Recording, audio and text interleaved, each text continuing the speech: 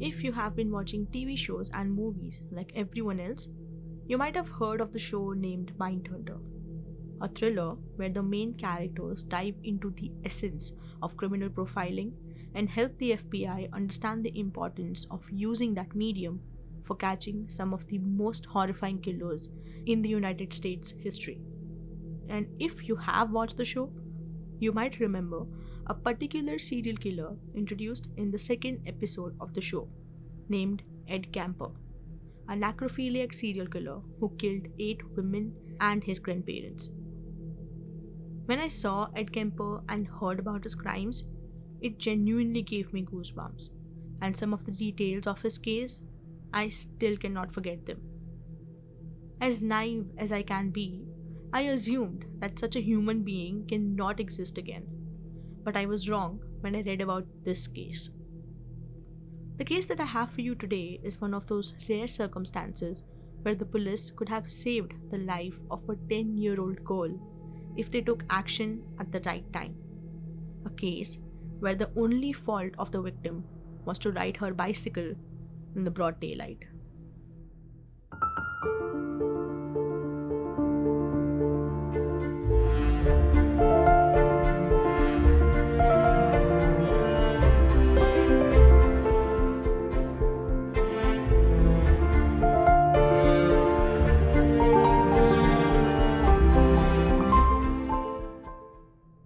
The country of Sweden has some of the lowest crime rates in the world, and each year the cases merely cross a mark of 100 for homicides. But the case of Pernilla Hellgren and Engla Höglund shook the people of the nation to its core. Hi, my name is Tanvi, and this week we are off to Sweden. On 4th June 2000, in the city of Falun, located in the Dalarna district of Sweden, a 16-year-old girl was traveling in a taxi when she noticed something weird as she looked outside her window. As she gazed out of the window, she noticed a man on top of a woman below the bridge that her taxi was passing. As she reached home, she could not forget the incident that she had witnessed and decided to call her friend to confide in her. After some time, the girl and her friend decided to return to the bridge, hoping and keeping their fingers crossed that they would not find anything dreadful. However, when they arrived at the bridge, they discovered clothing scattered around, but no indication of a man or a woman. Fearing for the woman's safety, the girls promptly contacted the police. The police were quick to take the action as soon as they were called to the scene, and deployed search dogs to track down the person to whom the clothes belonged. It didn't take long before they discovered the woman's body lying some distance away from the bridge, unclothed except for a single sock on her right foot. Investigators came across a pair of pants near the body with a suspicious stain, which could have been mud, semen, or blood. Based on the appearance, the police determined that the victim was between the ages of 20 to 30 years old. The neck of the victim showed several bruises, indicating that strangulation may have been the cause of death. As the victim's body was found naked, the police started investigating the possibility of sexual assault. They questioned the two girls who had called them to gain more information about the incident. Fortunately for them, the girl traveling in the taxi had seen the man. Though she couldn't see his face, she described him as a balding man, having a large stomach and double chin, and was wearing a denim jacket with a patch on the back. The police deduced that the man resembled a typical truck driver of Sweden at that time, which could lead to a possible suspect. After the victim's body was taken for autopsy, medical examiners confirmed that she had died from strangulation and was sexually assaulted before being killed. The police tagged the pair of pants found near the body as evidence and were able to extract DNA from the stain on the pants, which did not belong to the victim. The police were able to identify the girl as Pernilla Hellgren, a 31-year-old woman who worked as a florist in Stockholm and was visiting the country of Falun to celebrate her mother's birthday. She was also going to attend the summer party event happening in the town. Sweden indeed has one of the lowest crime rates in the world. Cases like Pernilla's murder are indeed rare. As a result, the authorities were determined to leave no stones unturned in their pursuit of justice for the victim.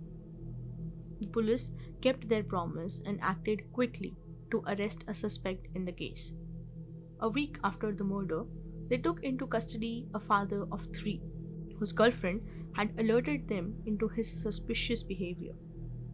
On the day of Pernilla's murder, the man returned home later than usual and was covered in blood. With his history of sexual assault, the girlfriend decided to confide in the police and was soon arrested on the suspicion of Pernilla Hellgren's murder. Despite the suspicions raised by his girlfriend and his history, the father never really confessed to the murder and denied his involvement. When the police conducted a lineup and the witness failed to identify him, they had no choice but to release him. However, he remained in custody for 3 months until the DNA results came back negative. As there was no solid evidence linking him to the crime, the police had no choice but to let him go. The investigation was far from over, and the police were determined to find the culprit. With new leads, they managed to compile a list of 1,213 potential suspects. The painstaking process of elimination began, with detectives working their way through the list one by one. Those who were in the prison at the time of murder or had since passed away were crossed off, along with anyone who did not match eyewitnesses' description. The suspects were divided into different counties based on their proximity to the crime scene. Dalarna County, where Falun is located, was one, while the other was Gävleborg, to the northeast of Falun. After the rigorous elimination process, the list was narrowed down to just 64 names, with 38 suspects in Gävleborg and 28 from Dalarna. After a few months had passed since the crime took place, the specialized team that was assembled to investigate this homicide case withdrew from the investigation, leaving the responsibility to the local police. Unfortunately, due to the lack of experience among the local police and errors made during the investigation, the list of suspects from Gävleborg was never thoroughly examined. This means that 38 individuals who could potentially be responsible for the murder of Pernilla Hellgren were never properly investigated. 6 long years after Pernilla was brutally murdered, in 2006, a German truck driver was arrested in Spain for the murder of another woman who was also sexually assaulted and strangled. This led the Swedish police to investigate him for Pernilla's murder due to the striking similarities in the MO of the crimes and the witness description of a truck driver. Upon investigation, it was discovered that 47-year-old German truck driver Volker Eckert had killed 5 other women during his travels across Europe. The police began compiling a list of other victims who had been killed in a similar manner to Pernilla and concluded that Volker may have been responsible for the deaths of more than 50 women. In a shocking confession to the police, Volker admitted to the 6 murders and revealed that he became a truck driver specifically to continue killing women without being caught. The police delved into Volker's past, dating back to 2000, to see if he could be connected to Pernilla's death. However, they found no evidence linking him to her murder. Despite this, Volker was charged with 6 other murders based on his confession, and the authorities started preparing for his trial. This would prove useless when during the trial, Volker committed suicide and was found dead in his prison cell, closing the case for 6 victims but still giving no answers for Pernilla. Among the tips received by the police in regards of Pernilla's death, they received a name, Engla Höglund, suggesting his involvement in the murder. However, despite receiving this information, the police failed to take any action against him. A year later, in 2007, another person called the police, giving the same name as a potential suspect and hoping for some kind of action. Unfortunately, once again, the police failed to act on the information provided. With that, the case went cold and no more investigations were being conducted for Pernilla's killer. But this did not stop the killer from committing more deaths. On Saturday, 5th April 2008, a 10-year-old girl named Engla Höglund was cycling back home from playing football at a local community center. It was the first time she had made the 2.9-mile journey alone. However, her mother was supposed to pick her up from the center. Since her cycle was stored at the community center for winter, Engla wanted to bring it home to prepare it for the summer season. Engla was thrilled to be cycling home alone for the first time. Her mother, Karina, was worried about her safety and didn't want her to go alone. After persistent pleas, she reluctantly allowed her daughter to go on one condition, that Engla would answer her phone every 10 minutes when Karina called. Engla, excited to be independent, agreed to his mother's condition. With several phone calls, Karina felt assured that Engla would be arriving home shortly, with the last call indicating that she was only 20 minutes away. Hoping to encourage her daughter's independence and self-confidence, Karina decided against calling her during the last 10 minutes of Engla's journey. But soon, 20 minutes turned into 30, and 30 turned into 40, when Engla did not reach their house. Karina realized that she had calculated her time of journey incorrectly, as she initially thought that Engla would be home in 20 minutes, but in reality, it should only have taken 10. With panic rising, she quickly got into her car and began searching for Engla, hoping that her cycle had suffered from a flat tire or worse, she fell off her bike. As Karina retraced Engla's route, she stopped to ask their neighbors if she had seen their daughter. They confirmed that they had spotted Engla cycling nearby, but were surprised to learn that she had not returned home yet. Karina continued down the road, following Engla's intended path until she spotted something in the woods. It was Engla's bicycle, just 180 meters or 200 yards away from their home. Karina realized that her worst fears were about to become a reality, and she quickly enlisted the help of her husband to search the area where Engla's bike was found. Given that Engla was just a child, it was unlikely that she had been able to move her bike alone. This meant that Engla was likely still in the area, and so they began to search for her. They soon discovered a set of tire tracks and immediately contacted the police for assistance. The authorities swiftly responded to the call and deployed helicopters and boats to aid in the search of Engla.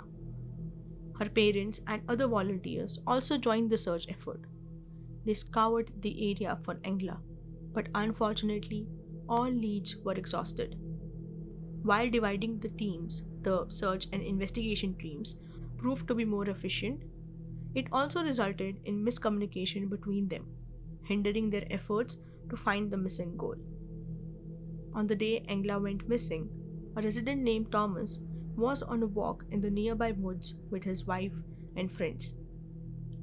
Thomas had just bought a new digital camera and was testing out its features when Engla rode past them on her bike. Wanting to see new features of the camera, Thomas clicked her photograph and saw a red Saab car driving right behind Engla. Acting quickly, Thomas managed to capture a photo of the vehicle as well. The image was clear and crisp, enabling the number plate of the car to be visible. Without wasting a moment, Thomas went straight to the police station and handed over the photographs, explaining how he had seen the car following Engla. He hoped that the evidence he had provided would lead to the discovery of Engla and the capture of the perpetrator. 2 days after her disappearance, the search team received the photographs and immediately began investigating the car's number plate to identify its owner. One of the officers in the search team was tasked with investigating the number plate and identifying the person it belonged to. When the police reached the car's recorded address, they found the suspect inside the house and quickly arrested him. While in custody, the police officers noticed that his appearance resembled that of Pernilla's murderer, which raised suspicions. They collected DNA samples from him and decided to compare them with the DNA found near Pernilla's body. Anders Ackland, the suspect in Engla's case, was extensively interrogated by the police for several days. During his arrest, the police discovered bloodstains in the back seat and trunk of his red Saab, and the tire mark on his car matched those found near Engla's abandoned bike. When the police searched Eklund's residence, they discovered a significant amount of pornographic magazines, evidence of animal abuse, and a large amount of child pornography on his desktop. Additionally, they found women's underwear that he had worn. The evidence discovered during the search suggested a disturbing pattern of behavior and raised the suspicion that Eklund might have been involved in other cases of sexual violence. Anders' childhood was seemingly normal until his uncle introduced him to pornography at a young age. When he turned 13, his uncle took him to a strip club instead of a more child-friendly location. From then on, Anders had a long history of police charges, including attempted rape, providing alcohol to minors, sexual misconduct, and stealing girls' underwears from school. He spent some time in prison, with his longest sentence being a year and 10 months. And upon his release, he quickly went and assaulted another woman. On April 11, 2008, just 6 days after Engla's disappearance, the DNA samples collected from Anders Eklund matched the DNA found on Pernilla's body. The police arrested Anders for the murder and he promptly confessed to the killing of Pernilla in 2000. Later, he also confessed to murdering Engla. Now the following details are pretty graphic, so the listener's discretion is advised. Anders followed Engla as she rode her bike, and as they reached a secluded area, he attacked her. Engla tried to resist, kicking him in the leg, which angered him. During the police investigation, Anders referred to Engla as a fucking 10-year-old kid and described her as arrogant and cheeky. As Engla managed to break free, Anders began chasing her and soon caught up, catching her and then killing her by pressing his knee, using all his weight, on her chest. When questioned by the police to provide more details about the incident, Anders claimed that he could not remember anything that happened after that because he experienced tunnel vision. Anders confessed to the police that he strangled Engla to death and then put her in the body in the trunk of his car. During the drive home, he even checked on her to see if she still had pulse, but she was already dead.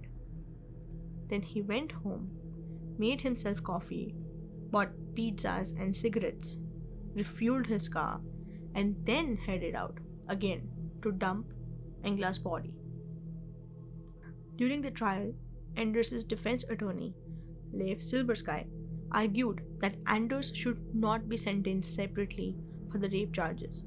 However, the court ruled that the sexual assault committed by Anders against Engla and Pernilla were two distinct crimes, and therefore he would be sentenced for both offenses.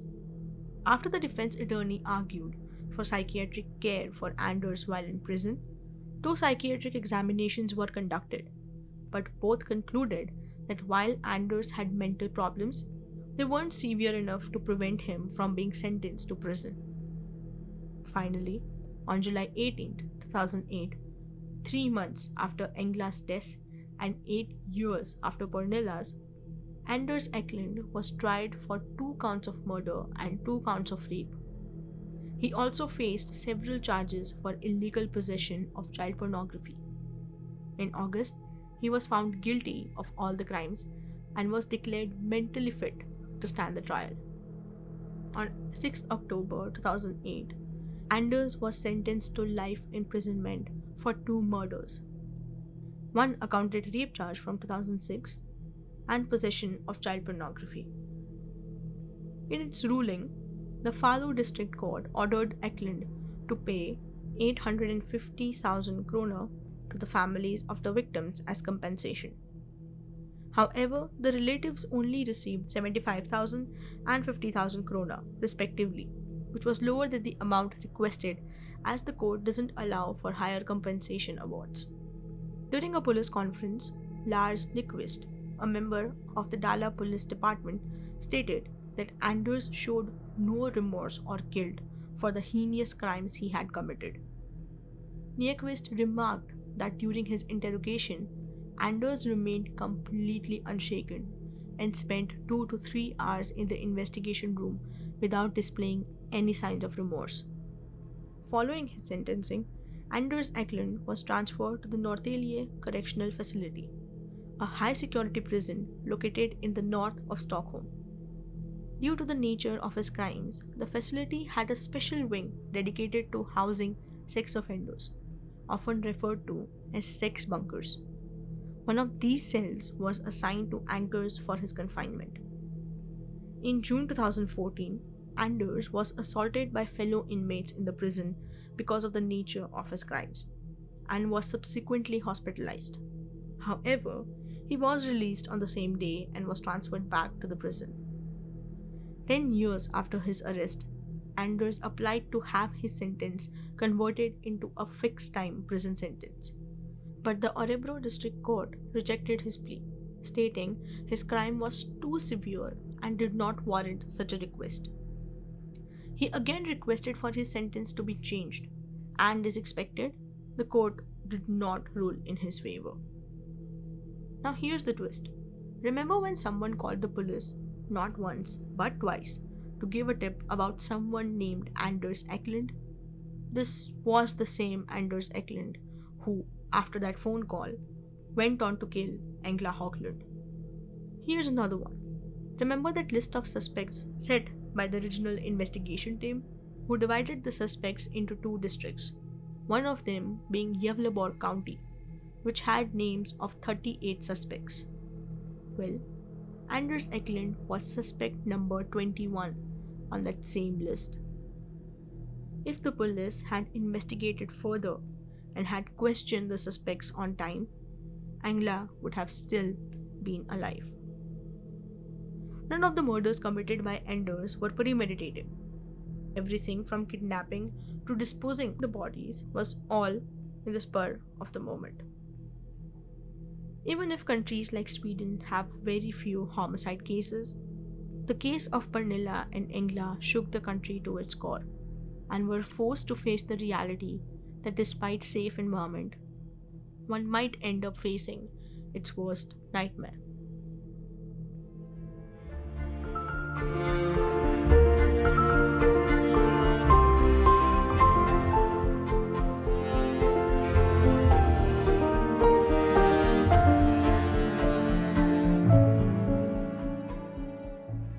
Thank you for listening to this episode of Shades of Macabre.